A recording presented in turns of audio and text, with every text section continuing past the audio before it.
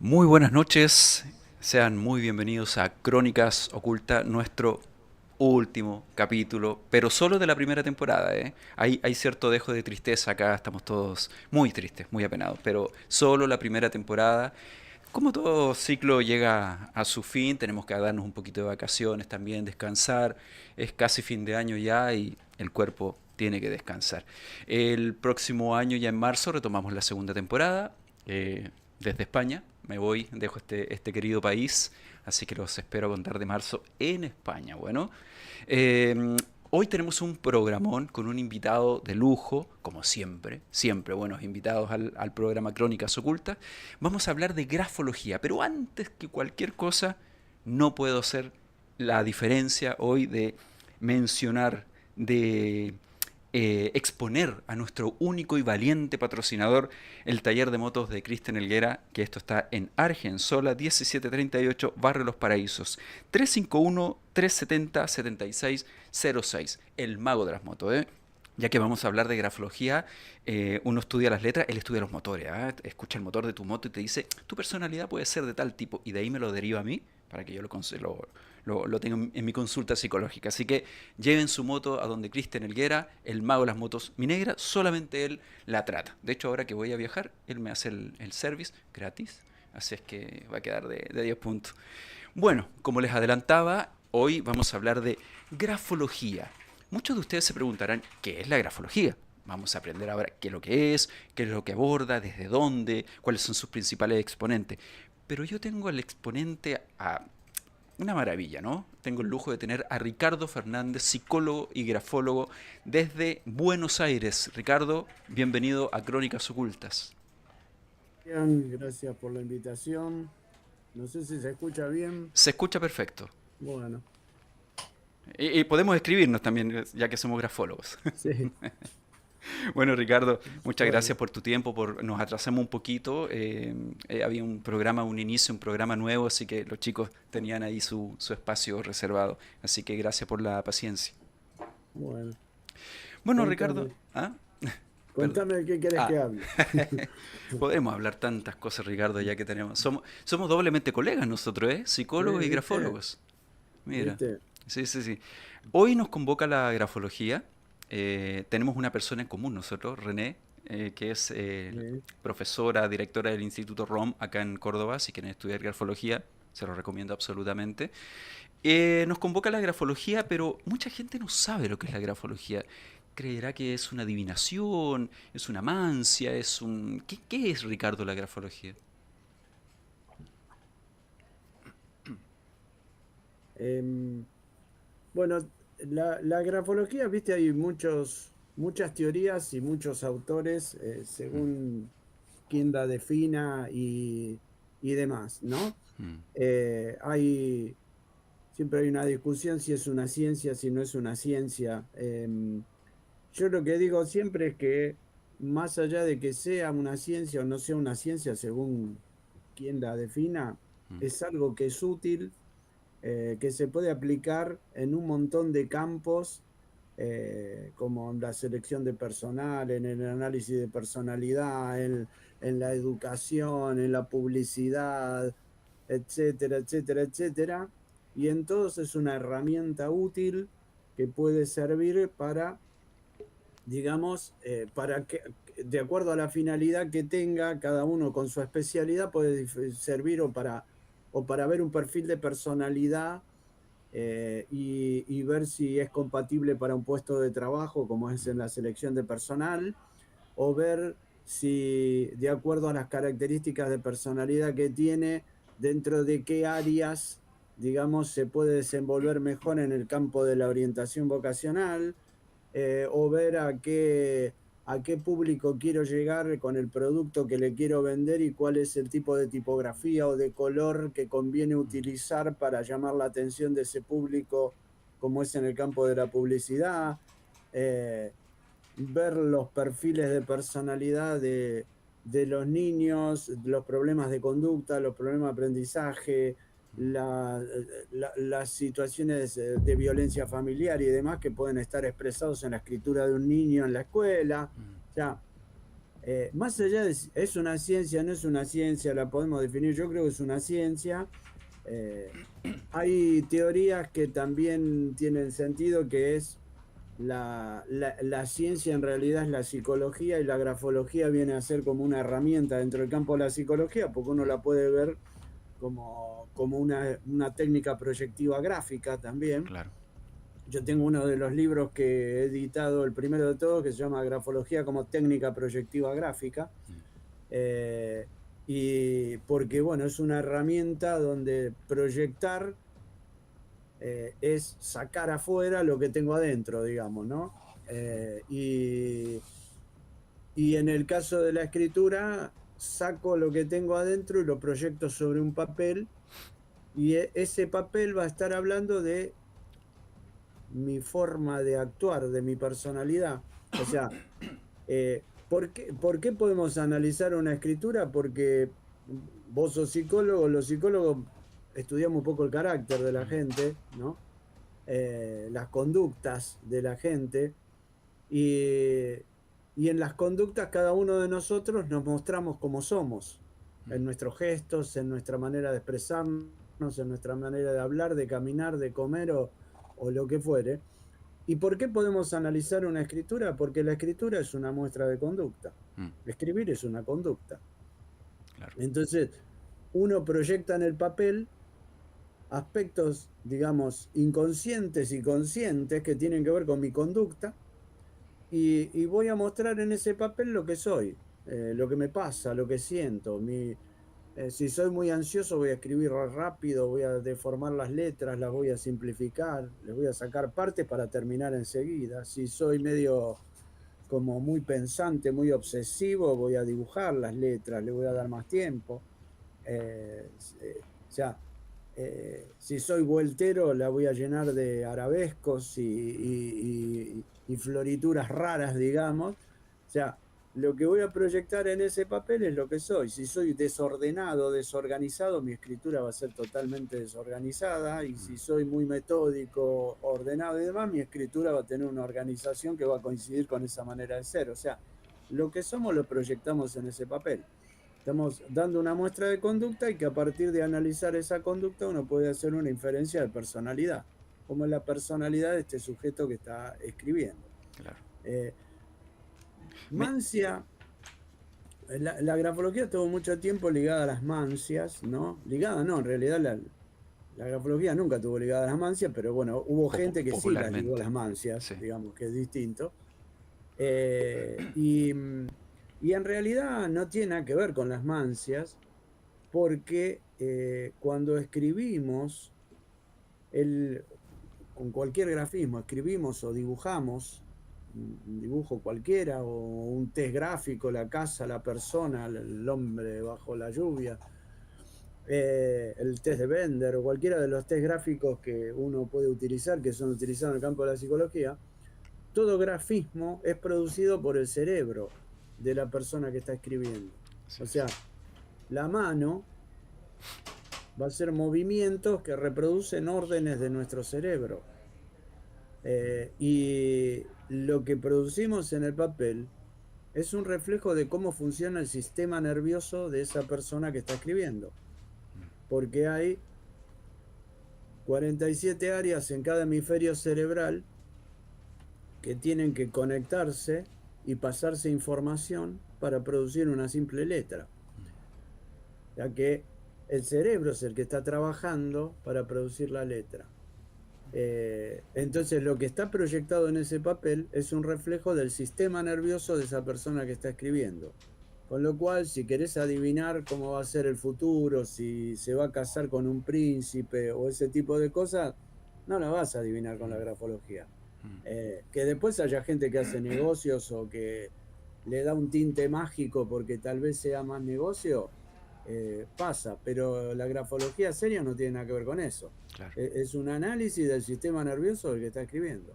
Y como entre las áreas por las que pasa la información para producir la escritura, pasa por lo que es el sistema límbico del cerebro, que es la zona cerebral donde se generan las emociones y donde se registran las emociones y donde se guardan emociones. como pasa por la zona emocional, las emociones que uno siente van a estar proyectadas en el papel que vemos escrito. mm, La alegría, la tristeza, o el enojo, la bronca o la agresividad del sujeto la voy a ver canalizada en los rasgos de esa escritura. mm. O sea que demancia no tiene nada. Una vez, mira, viste que yo tengo varios libros editados Mira, tengo y una de tus joyas acá, ahí está, que uno ya de vamos los a míos. hablar de unos Mira, casos que me gustan mucho de este el, libro. una vez, viste, yo suelo, cuando ando por algunos lados donde hay librerías y demás, a veces me meto en las librerías para ver qué libros hay. Me fijo a ver si hay libros nuevos de grafología para ver si no tengo algo, poder llevármelo.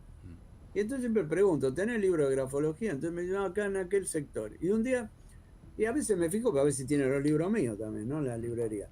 Y entonces un día en una librería que le pregunto si tenía libros de grafología y me dice, sí, están en esta parte. Entonces voy y había algunos libros de grafología, entre ellos había dos o tres libros míos, y estaban en el sector de tarot, ¿viste? Estaban con los libros de tarot, estaban con los libros, ¿viste? De mancia, de todas las mancias.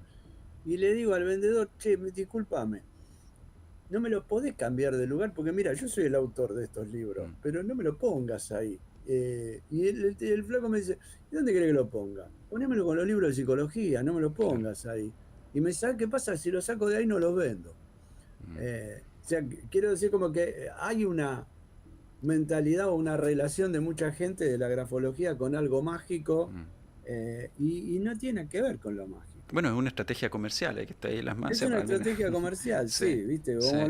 Como la gente lo liga con lo mágico, lo pongo en los lugares del tarot, las mancias en general. Y esto es muy popular. En realidad hubo muchas. Yo hace muchos años que estoy en el mundillo de la grafología. eh, Hace, no sé, 40 años por lo menos que estoy con esto, cuando empecé a hacer los primeros cursos de grafología. Ah, ayer nomás. Sí, y yo cuando empecé con la grafología, primero no estaba difundido. Después, acá, por lo menos en Argentina o en Buenos Aires, había dos institutos nada más donde se daba grafología, que era la escuela de Amado Balandra, que hace unos años falleció, y la escuela de Kirchbaum. Eh, y después no había muchas más escuelas. Después empezaron a surgir gente que estudió en ambos lados y empezaron a hacer sus propias escuelas y se empezó a extender un poco más. En el interior de aquí de Argentina no, no había grafología. Alguno que había hecho un curso acá, aparte era todo presencial, no era online, hoy puedes estudiar online.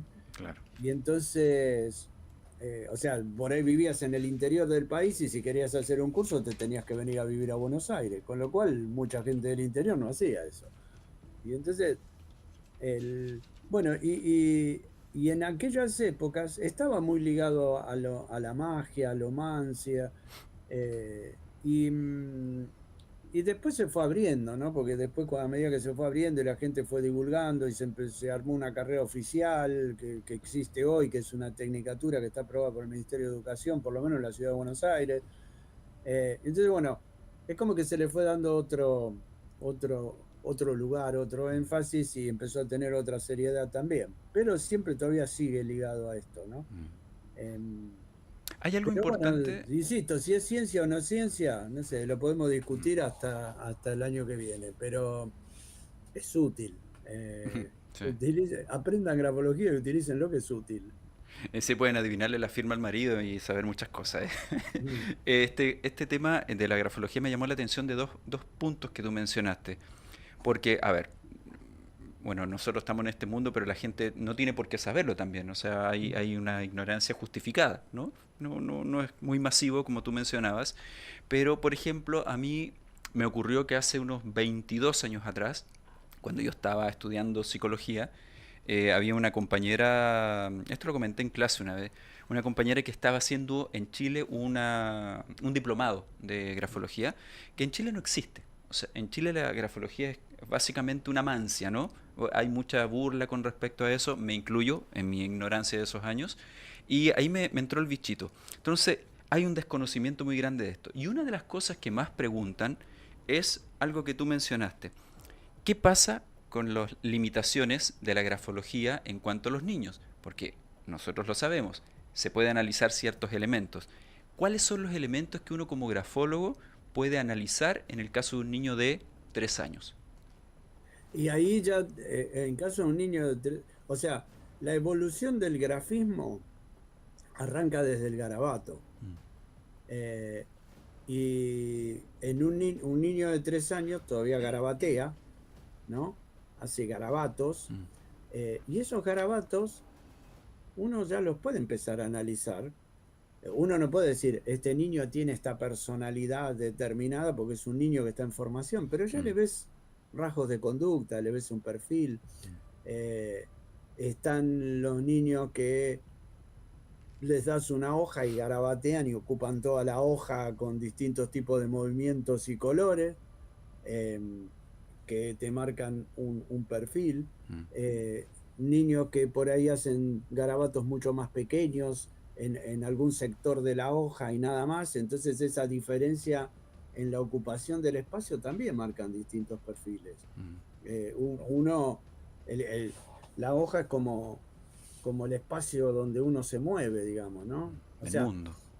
nosotros nos movemos en el mundo, ¿no? O sea, uno se muestra en cada espacio donde está, se muestra como es. O sea, Mm, vos estás en el espacio del estudio, yo estoy en el espacio de mi casa, y, y bueno, yo te cuento estas cosas de acuerdo a un estilo mío, vos preguntás de acuerdo a un estilo tuyo. mm, Cuando nos vamos de acá, salimos a la calle, nos manejamos con nuestro perfil de personalidad en la calle, en un mm, espacio más grande.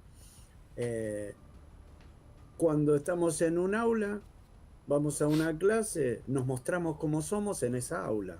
mm, Y cuando nos dan una hoja, nos mostramos cómo somos en esa hoja, porque el espacio es esa hoja. Entonces nos vamos a mover en ese espacio de acuerdo a cómo somos. mm. El niño que sea más extrovertido, con más deseo de llamar la atención, más egocéntrico incluso en la manera de actuar, en general va a ocupar casi toda la hoja con colores más vivos. El niño más tímido, más retraído, más inseguro, va a ocupar un pedacito de la hoja, no va a ocupar toda la hoja. Mm, Incluso, incluso podés ver los movimientos que tiene ese grafismo, digamos, ¿qué tipo de movimiento hace? Eh, Son movimientos que tienden hacia curvas, son movimientos que tienden a rectas, son movimientos que tienden a ángulos, porque también te marca distintos perfiles. Si el chico tiende a ir hacia las curvas, son más sensibles, son más espontáneos, son más comunicativos. Si van hacia los ángulos, son más duros, más rígidos, más agresivos, más pensantes. Que se aplica Si lo va- mismo a los adultos, movimiento claro, anguloso, redondo. claro, Sí. pero vos, digamos, esos mismos rasgos vos lo ves en la escritura de un adulto, Mm, ¿viste? Lo que son los géneros grafológicos se lo aplicás a los garabatos. ¿Cómo mm, es el orden del garabato? ¿Qué espacio ocupó? ¿Cómo es el tamaño de ese garabato? ¿Cómo es la forma de ese garabato? La presión que tiene ese garabato. mm. ¿Qué pasa con la fuerza que le imprime al lápiz o al virome o al marcador o a lo que usa? Porque la presión también marca a un niño con más energía o con más agresividad o más tímido o más inseguro. O sea, vos, digamos, se le puede aplicar al garabato eh, los géneros que uno estudia en la escritura, los que Mm, se puedan ver, ¿no? claro. Ya que en el niño de 3 años vos podés ver qué pasa con los garabatos. Y entonces si tenés varios garabatos del niño, podés ir comparando y viendo qué colores usa, porque los colores también tienen un simbolismo, por algo me identifico con el rojo, con el azul, con el amarillo, o por qué pongo el rojo en la parte de arriba y el azul en la parte de abajo. O sea, todo eso tiene una explicación. Mm, Y entonces en esos garabatos el niño proyecta un poco la personalidad que está desarrollando, que claro, no es definitiva y que seguramente va a ir cambiando con el correr de los años, pero ya me está dando un perfil. claro. Eh, ¿Sí? Es importante acá que la gente que nos está mirando o escuchando, que Porque siempre nosotros podemos escuchar, tengo la letra fea, tengo esto. No es el punto ese. Tiene que ver con, como mencionaba Ricardo, con los movimientos circulares, más angulosos, la presión, las uniones, los gestos tipo, que ya los vamos a revisar. Tiene que ver con otros elementos. O sea, independiente de cómo es la, si es fea o bonita, no es un término moral lo que Claro, estamos analizando. Entonces, ahí pasa al otro lado que antes mencionábamos, que no es una mancia, no es si esto es bonito o feo, es un análisis que incluye incluso matemática, mediciones. mm, Entonces es mucho más científico. Y vuelvo, me te robo unos segunditos con respecto dale. a eso, porque el hecho que ocupe el método científico ya es parte de una ciencia, puede ser una ciencia social, Mm. pero mira, acá nuestro productor se está atreviendo a hacer una letra G. Ya lo que tú quieras, como la que utilices normalmente. Ahí vamos a ver qué no prometo nada. Se está atreviendo a hacer algo acá el productor, que ya lo vamos a ver. Y otro punto que me llamó la atención, que es muy importante entender que la escritura la hace el cerebro, como tú mencionabas. Eso es un Mm. tema biológico, es un tema del sistema nervioso central. Entonces, y uno de los elementos que siempre hablábamos en clases nosotros es, ¿qué pasa si se puede falsear o no la escritura respecto a esto que tú mencionaste del sistema nervioso central? Si viene del cerebro, ¿se puede falsear? No, eh, no. Mira, eh, cuando aprendemos a escribir, ¿no? Los distintos lóbulos cerebrales y los hemisferios trabajan, ¿no? Entre otras estructuras, ¿no? Eh, Uno aprende a escribir viendo una letra dibujada por mamá, por la maestra, por alguien en el pizarrón, en un cuaderno, ¿no? Entonces Mm, nosotros tratamos de repetir lo más caligráficamente posible, copiar la letra que nos muestran, ¿no? mm, Y ahí se grabó en el lóbulo occipital, que es el que tenemos acá en la nuca, mm, que es el que tiene que ver con la parte visual, entre otras. Cada lóbulo tiene un montón de funciones, pero digamos, mm. tiene alguna principal, ¿no? El lóbulo occipital tiene esa función de la parte visual. Observación. O sea, que el occipital graba la forma de la letra. Y el temporal, que es el que está arriba de la oreja, ¿no? Que tiene que ver con un montón de funciones, las emociones, el equilibrio, pero tiene que ver con lo auditivo, ¿no? Mm, Entonces, el temporal lo que grabó fue el sonido con la letra. Lo que es la letra es el grafema, la forma. Y el fonema, que es el sonido, lo engancho con la letra. Alguien me dijo, esta es la A. Entonces engancho el sonido con la mm, letra. Yo digo A, nos imaginamos todos una letra A. Enganchamos sonido con letra. Y el parietal, que es el que está acá arriba, es el que me permite tomar el instrumento para poder escribir. O sea, el que tengo que desarrollar para llegar a tomar la lapicera como una pinza. mm, Y entonces, las formas están grabadas, las ha grabado el occipital, el sonido al temporal, los movimientos los empieza a producir el, el, perdón, el parietal, que es el que está arriba, y todos estos pueden tener toda la información necesaria, pero no van a producir ningún tipo de movimiento hasta que el frontal, que está acá mm, adelante, no dé la orden de movimiento, ¿no? Y entonces nosotros empezamos a copiar la letra lo más parecido posible a lo que nos copiaron o nos mostraron nuestros padres o la maestra o quien sea. Y entonces la copiamos, tratamos de repetirla y hacerla parecida. Y esto es, porque la escritura tiene distintas etapas, ¿no? Eh, Porque el garabato mismo tiene distintas etapas, ¿no? El garabato, el garabato del que hablábamos recién, tiene una parte que es una descarga motora al principio, 2 años, 3 años, hace una descarga motriz, una descarga nerviosa. Digamos, esta descarga motriz tiene que ver con falta de voluntad. No, tiene que ver con que es, digamos, todavía no tiene registro de lo que hace, entonces le llama la atención el movimiento y le Mm, produce placer el movimiento. bien. Recién, un tiempito después, empieza a mirar lo que hace. O sea, le empieza a poner, todavía no le sale una forma ni nada, pero empieza a mirar lo que hace.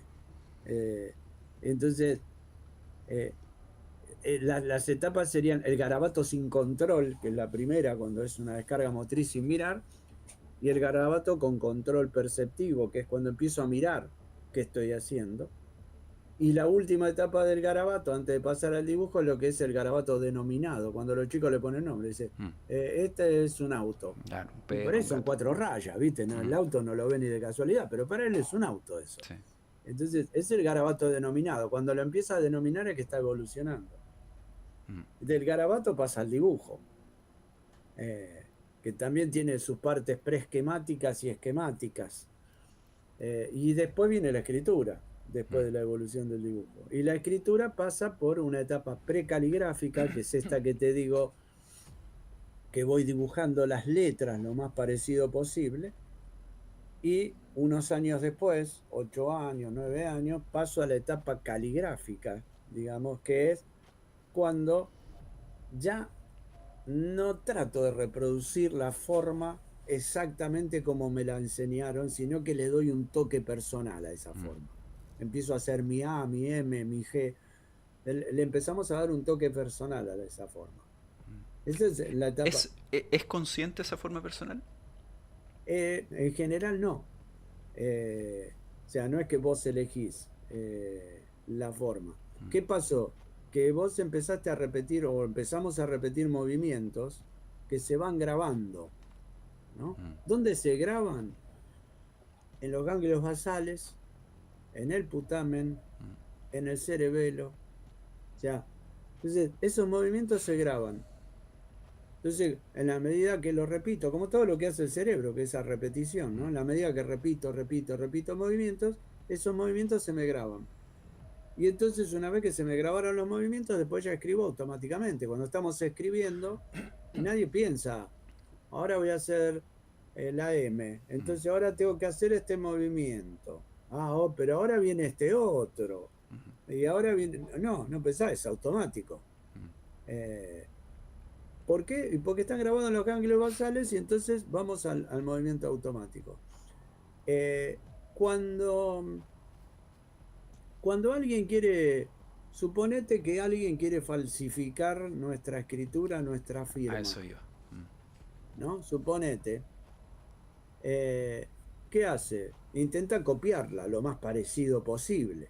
mm, Hasta la puede calcar, ¿viste? Y entonces, calcándola va a repetir la forma exacta que de mi firma, por ejemplo.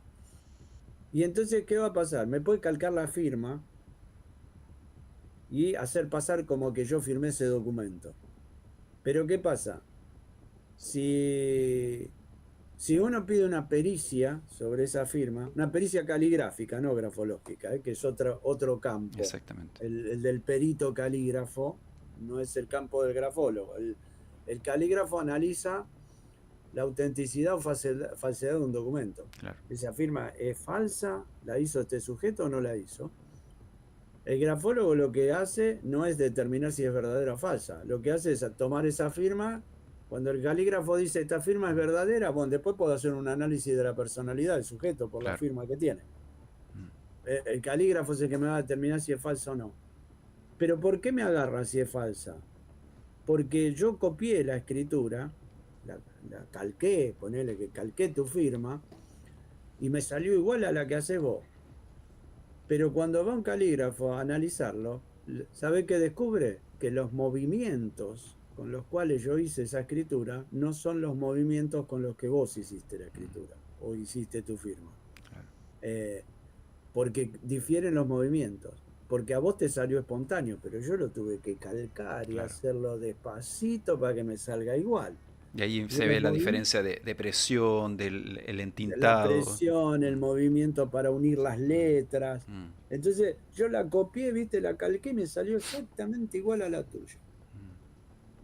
Pero vos pones una pericia o llamás un perito ahí, te lo descubre enseguida. Porque no están hechas con los mismos movimientos esa escritura. claro. Hay algo que dicen los calígrafos, que es, si hay dos escrituras que son iguales, exactamente iguales, hay una que es falsa. Ah, Eh, mira, Porque como el que firma, fíjate que cualquiera de nosotros firmamos y firmás y haces una firma a los 30 segundos y alguna diferencia tiene. Exactamente. O es más cortito acá, le puse un puntito allá, no sé, hacía una rúbrica con una raya y le hice más cortita, me salió más chiquita la M, ¿viste? No, no es que firmás de otra manera, firmás con el mismo estilo, con las Sí. mismas formas y demás, y con los mismos movimientos, pero alguna diferencia tiene. Hay que, Y pasaron 30. Perdón que te interrumpa, porque justamente a eso es algo que, no sé si llamarlo bullying, pero como que hay mucha resistencia, y lo he escuchado mucho tiempo, es que yo puedo falsear mi letra, yo te puedo engañar, pero claro, a ver, lo que está mencionando Ricardo acá es que hay gestos propios de, en este caso llamarlo personalidad o desde tu cerebro, que están puestos en la escritura. Sí, Independiente que tú hagas una letra caligráfica, tipográfica, sí, son los gestos propios claro. los que no se pueden falsear. Y los movimientos. Claro. Los movimientos. Vos vas a, no sé, vos solés escribir con una letra determinada. Si a este lo voy a engañar y voy Mm, a cambiar la A y voy a cambiar la B. mm, Y por ahí le das una forma distinta. Pero los movimientos con los que haces la escritura mm, no varían, son los mismos. Porque los tenés grabados en los ganglios basales. claro. ¿Va cambiando? Y esa información de los ganglios basales es la que perdura más en el tiempo. Va a pasar el tiempo, vas a tener 90 años y vas a seguir haciendo los mismos movimientos. Por ahí la escritura se va a deteriorar un poco Eso ya. por la edad, por la vejez, porque estás, no sé, con algún temblor producto de la vejez, pero los movimientos con los que la haces las van a ser iguales. A no ser que tengas Alzheimer, que te destruye los ganglios basales Mm, y entonces vas a perder seguramente con el correr del tiempo vas a perder la habilidad de la escritura. exactamente. Eh, pero si no tenés una patología degenerativa,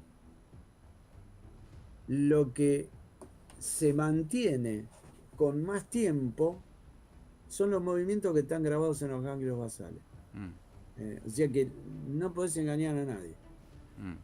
Bueno, ese tema es súper importante porque a mí me A llama nadie que mucho. conozca del tema. O Claro. sea, yo miro, si no tengo nada que ver con el tema, miro dos firmas, son iguales.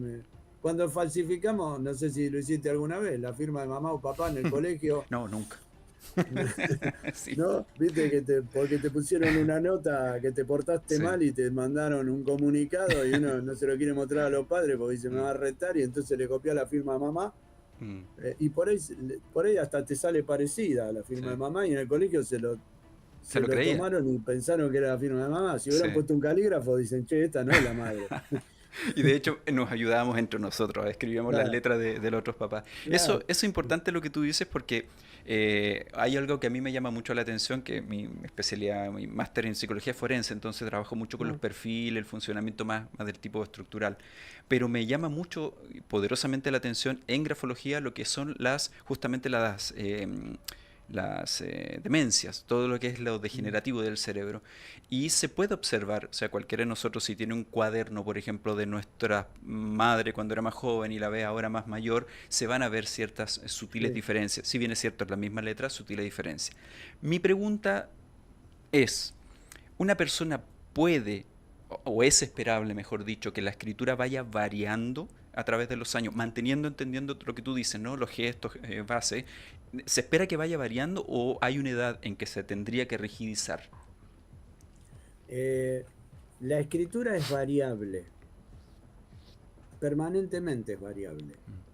O sea, uno cuando adoptás una forma de escritura, ya después de la adolescencia, digamos, y adoptás como una forma más definitiva de la escritura, eh, vuelvo a esto, los movimientos que hago para la escritura se van a repetir, Mm, pero la escritura va a ser variable todo el tiempo, porque vuelvo a esto, toda la información que pasa por el cerebro pasa por el sistema límbico y en el sistema límbico están las emociones y las emociones son variables. mm, O sea, si yo te escribo una nota un día que estoy alegre y contento porque,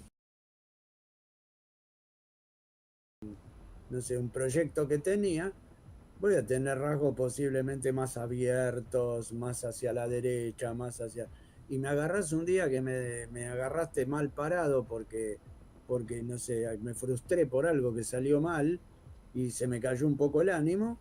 esa caída del ánimo la voy a reflejar en la escritura. Mm, No es que voy a escribir de otra manera, pero por ahí el trazo final, que cuando estoy contento se me va para arriba, cuando mm. estoy triste se me va para Ah, abajo. sí, sí, sí, sí. Eh, ¿Entendés? Y el renglón que estaba bastante estable cuando estoy contento, por ahí el día que estoy triste se me cae un poco o se Mm, mueve un poco más porque estoy más inestable emocionalmente. O sea, mm, la escritura va a ir variando conmigo todo el tiempo.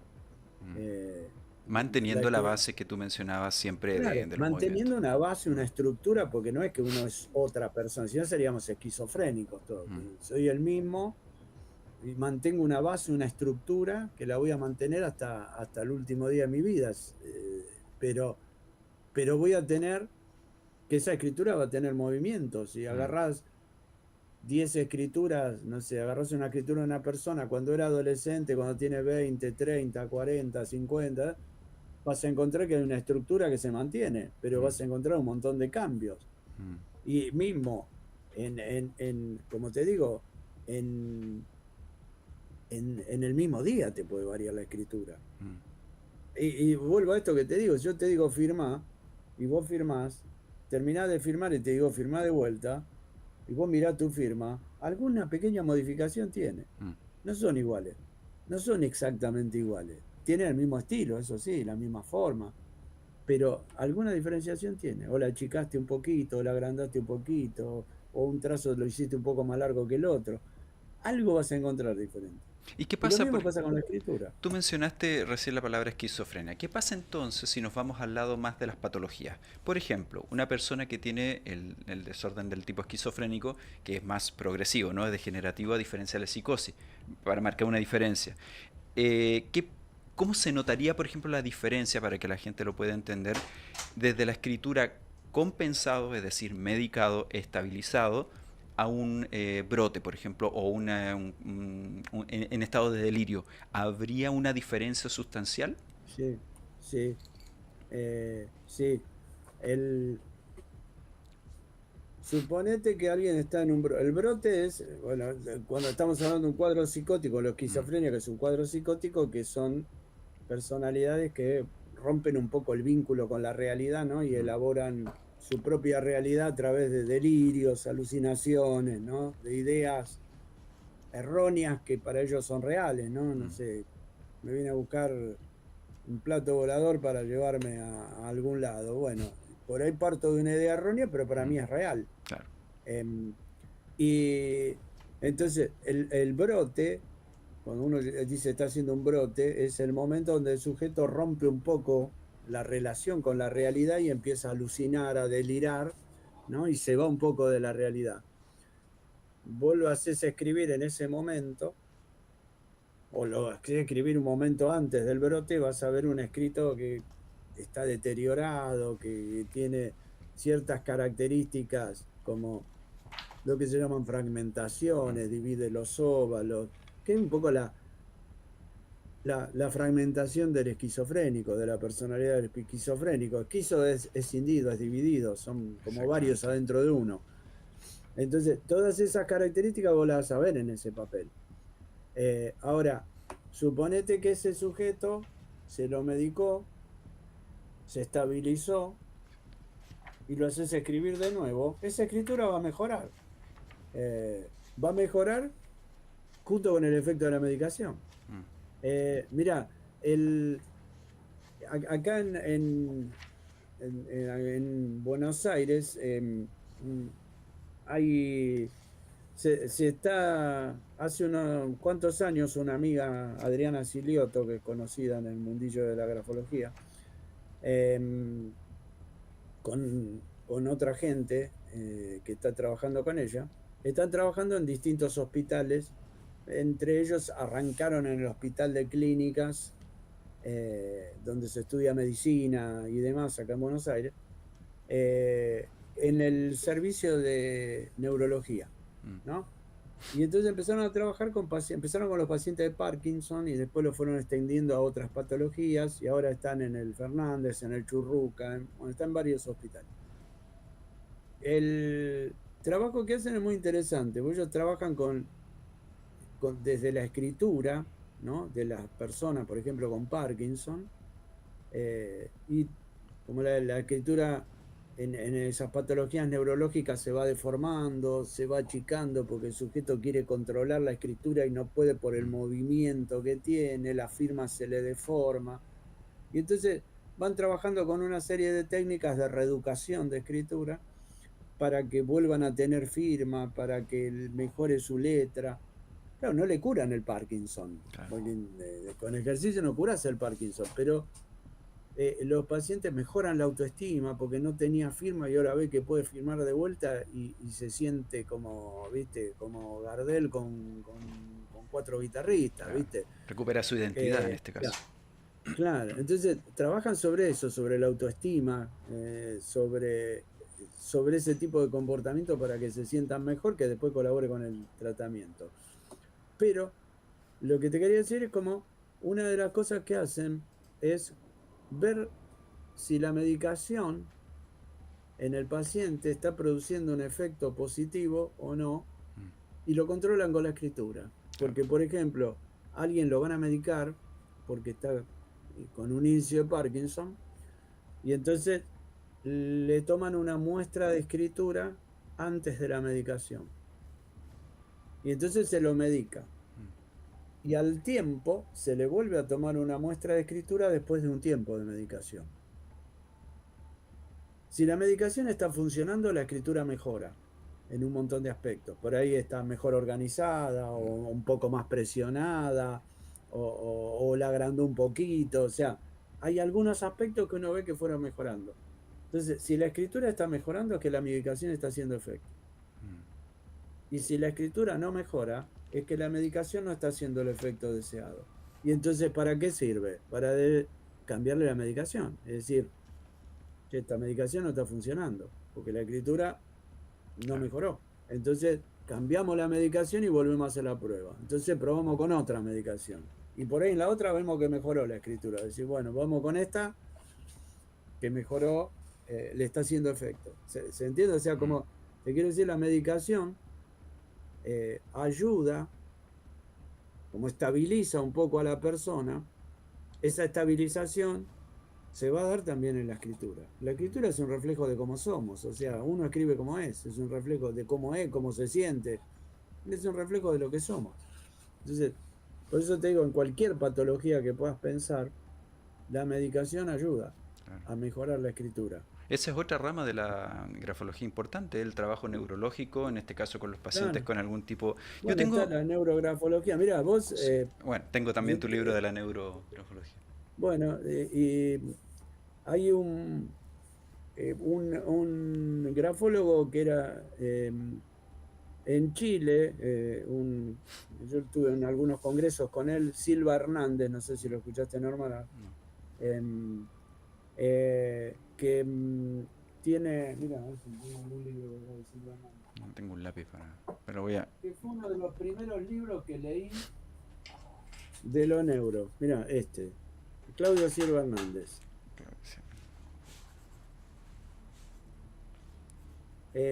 Bueno, él es chileno.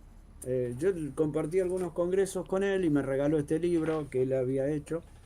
Y él empezó a hablar de lo neuro Mm, y fue uno de los primeros libros que leí sobre usted. Hace unos cuantos años, él falleció hace unos años, ah, me enteré, Claudio.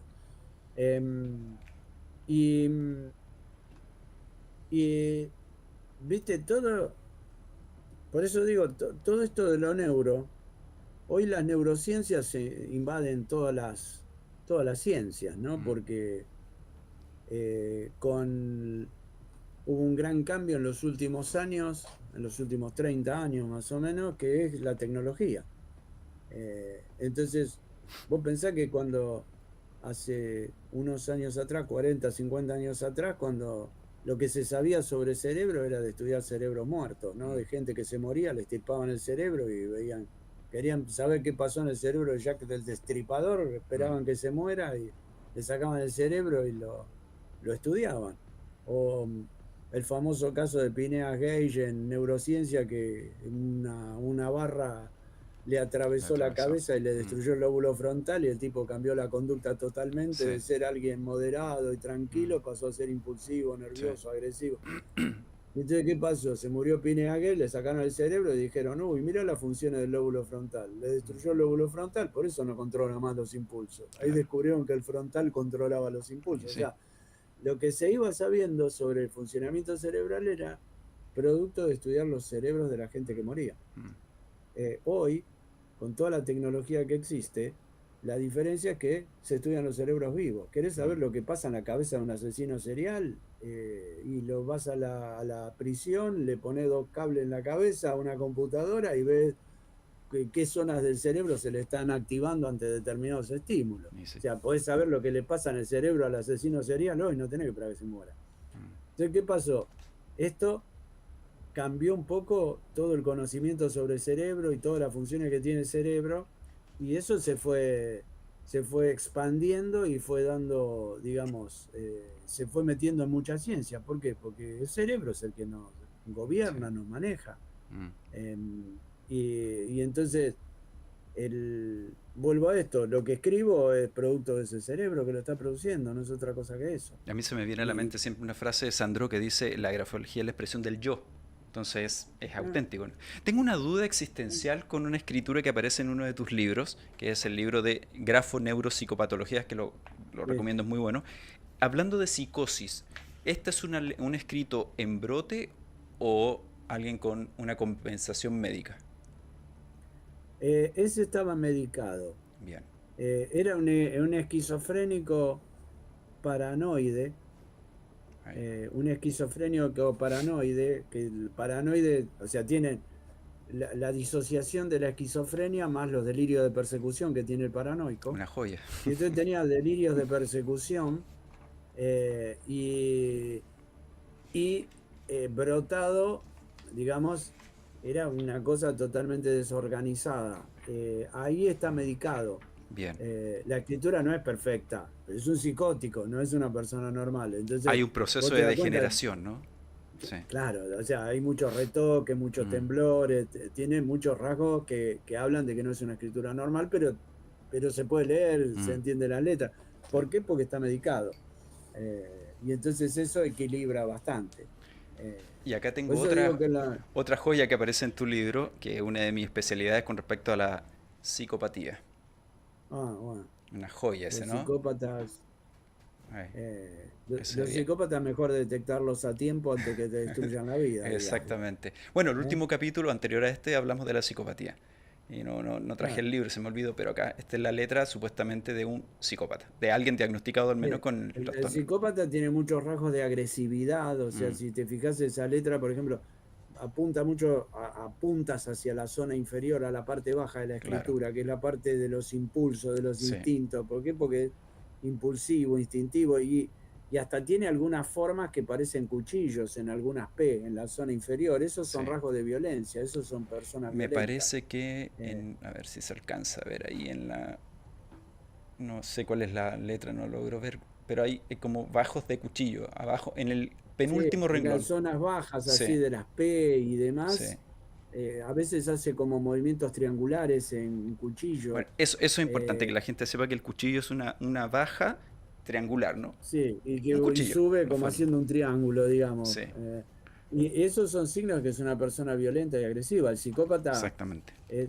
hay distintos tipos de psicópatas, ¿no? O sea, hoy ni siquiera se habla de psicópata, hoy en el DSM-5 lo encontrás como trastorno antisocial de la personalidad, digamos. Engloba Sí. a, a- Hay opiniones ahí con engloba respecto a varios. eso. Mm. ¿Eh? Hay opiniones diversas con respecto a eso, si está bien, o sea, si es correcto o Sí, no. sí, Mm, bueno, pero te quiero mm, decir, la psiquiatría mundial hoy mm, se maneja un poco con el DSM-5 en claro. general, ¿no?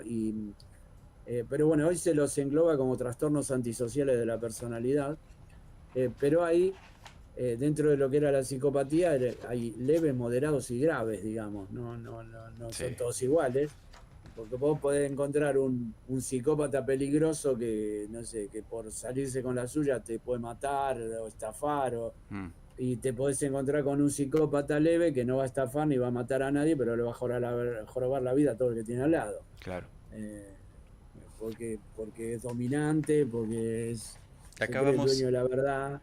y vamos acá a lo que está muy de moda, que desgraciadamente está muy manoseado el término, lo que sería una escritora de un perfil narcisista. Sí, el narcisista El narcisista es un tipo de personalidad que son personas que están muy centradas en sí mismas.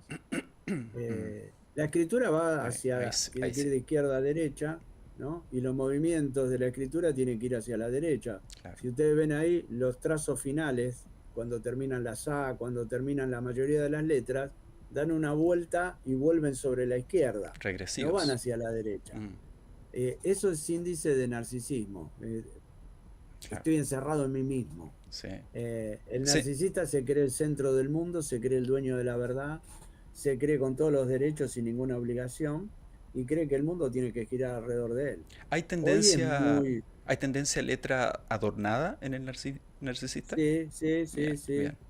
Y con movimientos que se llaman regresivos. Sí, Eh, sí.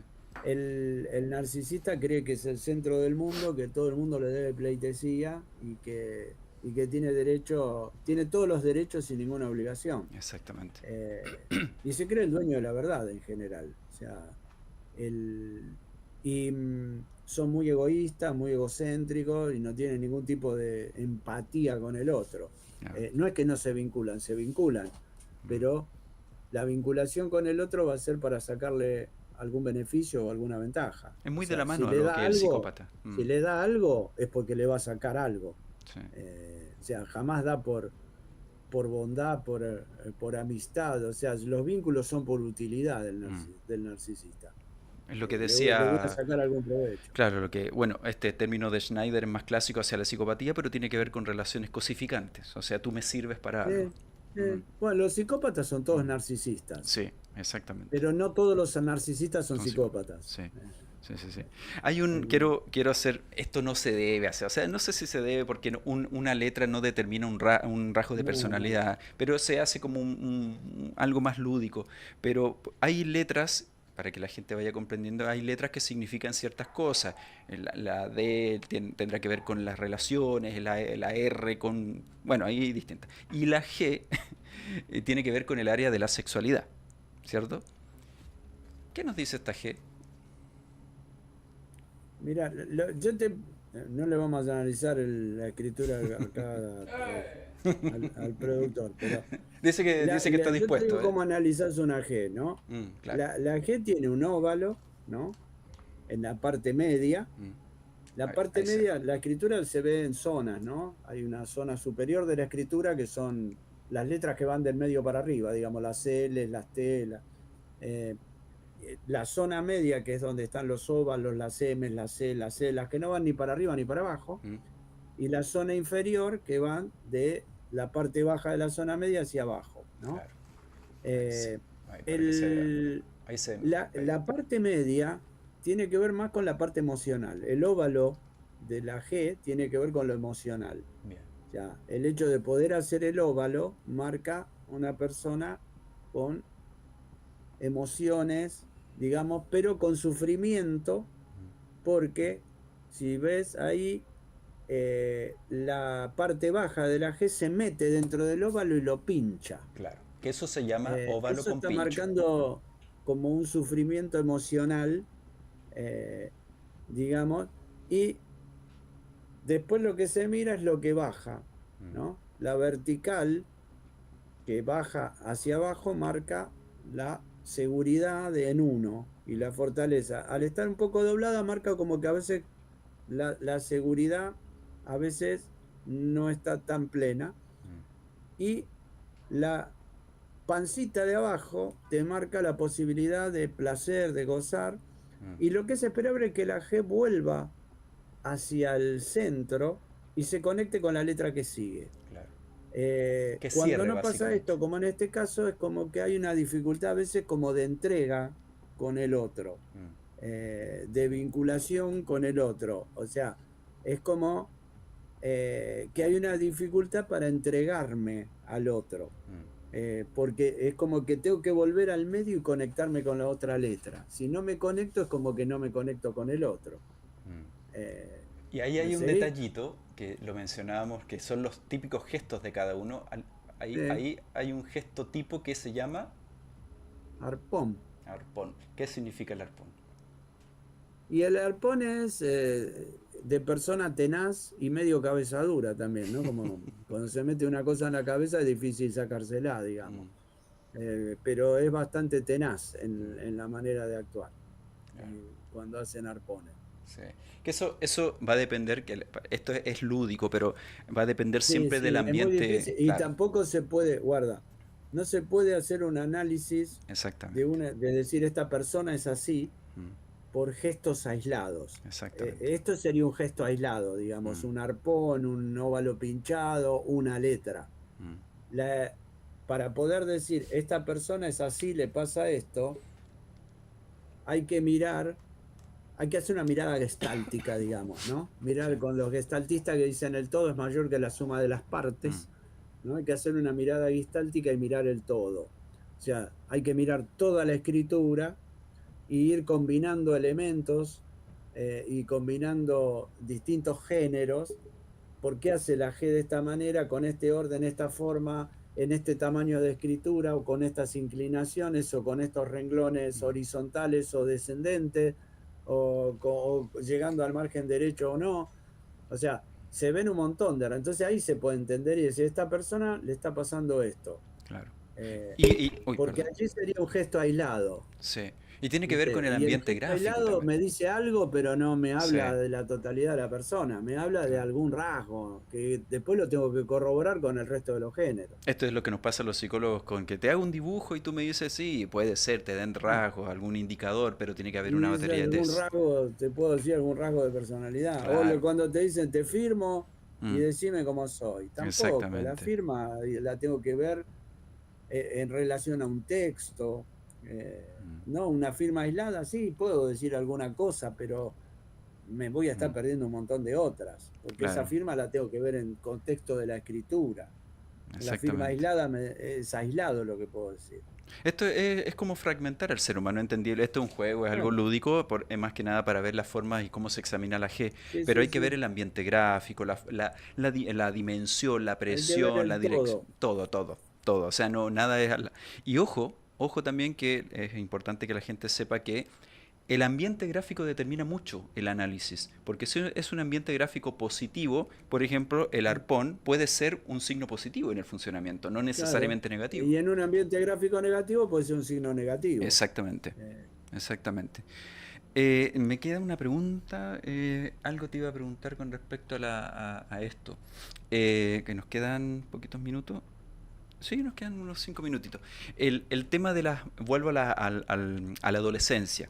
Hay autores, hay profesionales que dicen que la adolescencia es un trastorno de personalidad per se. Entonces, ¿qué se observaría en la letra, así cortito para no extendernos tanto, qué se esperaría de la letra de un adolescente? Porque ya hemos visto que va variando, ¿cierto? Que se ven ciertos rasgos, depende del rango etario. Pero en la adolescencia, ¿se esperaría que fuese más disgregada la escritura? eh, Mira, te vuelvo a lo de las etapas, ¿no? Que aprendimos la escritura en esa etapa Mm, precaligráfica, ¿no? Copiando modelos.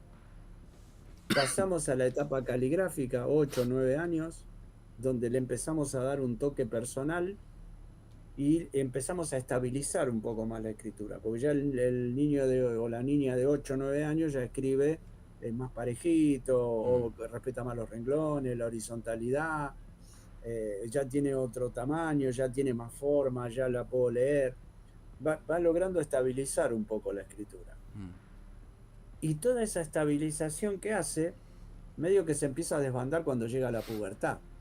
mm, ¿Por qué? Porque los cambios hormonales y demás, todo eso va generando esa misma, digamos, ebullición que producen las hormonas y que produce la pubertad, la adolescencia, la voy a reflejar en la escritura. mm. Y entonces por ahí esa escritura que ordené a los 9 10 años, la desordené a los 14 15.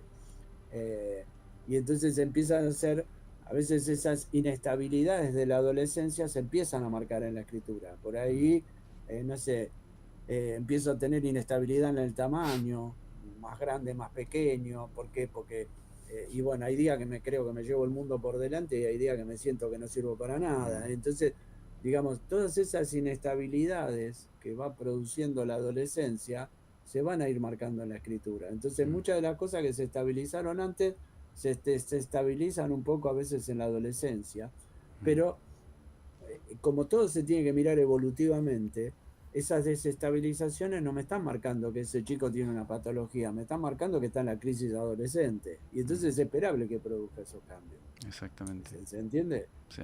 Eh, Eh, entonces, es propio y es algunas... observable, ¿eh? Es observable también los cambios en el sujeto de entre los 14, 18, 19. Claro, Mm, sí, sí, sí. Entonces todos esos cambios los vas a ver en la escritura. Recién a los 19, 20, por ahí ya se estabiliza un poco más, donde ya está más seguro, más mm, centrado, más empezando a definir una identidad por ahí.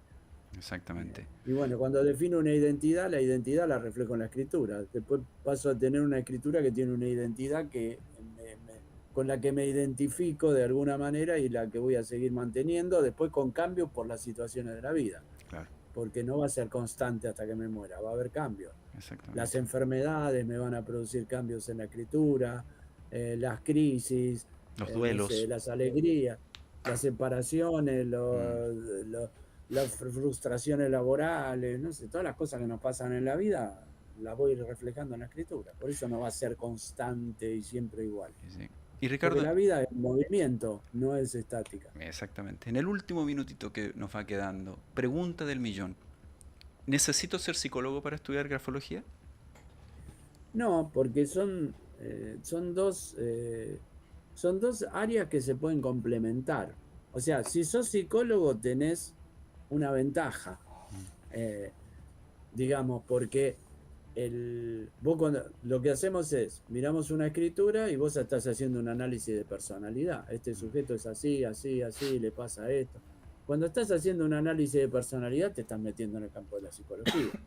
O sea que si sos psicólogo y estudiaste técnicas proyectivas y demás, se te facilita mucho el Mm, estudio de la grafología. mm, Pero son como dos campos diferentes. O sea, vos podés estudiar grafología sin ser psicólogo. claro. eh, y le podés aportar al psicólogo, pero está bueno trabajar con un psicólogo Mm, después, ¿no? Porque vos le podés aportar al psicólogo otra mirada. y sí, Mirando la escritura de esa persona, le podés aportar una mirada distinta o que complementa la mirada que tiene él con el paciente. mm, O sea, eh, hay psicólogos que por ahí no son muy afectos a las técnicas porque son psicoanalistas o lacanianos o la línea que tengan, y no son muy afectos a las técnicas, a los test y demás. Y entonces ahí por ahí un grafólogo puede hacer un análisis de la escritura de un paciente y aportarle una mirada. exactamente. Eh, Es complementario. ¿Se entiende? Es Es complementario. complementario, o sea que son dos áreas que se pueden complementar. No hace falta estudiar psicología para estudiar grafología, aunque si estudias grafología vas a estudiar temas de Y sí, psicología, porque es inevitable. y sí. Pero bueno, pero si sos psicólogo, la vas a aprovechar más. Bueno, ya saben, pueden estudiar grafología. Ricardo, yo de verdad me quedaron muchas preguntas en el tintero y quiero dejarte comprometido a la segunda temporada. Me gustaría volver a estar contigo en el programa Bueno, porque hay dale, mucho que dale. conversar. Te quiero agradecer la Cuando, sí. disposición, el tiempo. Yo sé que es tarde, disculpa por tenerte hasta tan tarde, pero tuvimos un atrasito que se justifica absolutamente. Así que gracias Bueno, te por tu agradezco por la asistencia. invitación y bueno, cuando estés en España nos comunicamos Y sí. y vemos de hacer otra charla. Y vamos intercambiando información, porque allá también hay mucho texto de esto, así que se puede aprender mucho ¿Eh? más. Ricardo, Sí, te sí, sí. agradezco, te dejo un abrazo fuerte Bueno, y te dejo comprometido para la segunda temporada porque dale. te voy a llamar, te voy a llamar. Bueno, Gracias, gracias Ricardo. a vos, gracias por la invitación y bueno, gracias a los oyentes por escuchar. Dale, Ricardo. Hasta pronto. Un Chao. abrazo, hasta luego. Bueno, ahí tuvimos con Ricardo Fernández un grafoanalista, pero de peso, ¿no? De peso pesado. Si tienen preguntas, me pueden escribir en mis redes sociales, el canal de YouTube, así que yo se las transmito a Ricardo. A ver si el productor me facilita unos minutitos, quiero dejar unas palabras finales. Este es el último capítulo de la primera temporada. Vamos a seguir a contar de marzo, ya cuando yo esté lejos de estas tierras, vamos a retomar el programa con nuevas temáticas, con nuevos invitados. Me quiero permitir darle las gracias al canal Votox, a la oportunidad, la pasamos muy bien, muy buena gente, me llevo excelentes recuerdos. También quiero dar las gracias a Argentina, que me tuvo acá 6 años, me llevo grandes amigos, grandes familias adoptadas, ¿no? Que me adoptaron y que yo también adopté de todas las especies, perritos, gatitos, humanos. Una gran experiencia, unos muy buenos 6 años, grandes cambios sociales, deportivos, políticos, de todo tipo. Fui privilegiado en estar en este cambio de este país. Sea la orientación que sea, hubo un cambio importante que va a marcar la historia y fui testigo de eso. Quiero agradecer a todos los que estuvieron en el programa, a todos los que nos vieron, a todos los que estuvieron en mi vida y a los que ya no están, también los que trascendieron, se adelantaron, también un abrazo. Hace poquito alguien se me adelantó. Así que quiero mandar un abrazo a toda su familia, que en este momento la está pasando muy mal. Y queridos amigos, gracias por todo. Vayan al taller de Cristian Helguera a dejar su moto porque él les va a través del sonido del motor les dice su personalidad. Así que confíen, confíen. Gracias a todos, un abrazo eterno y nos vemos el próximo año.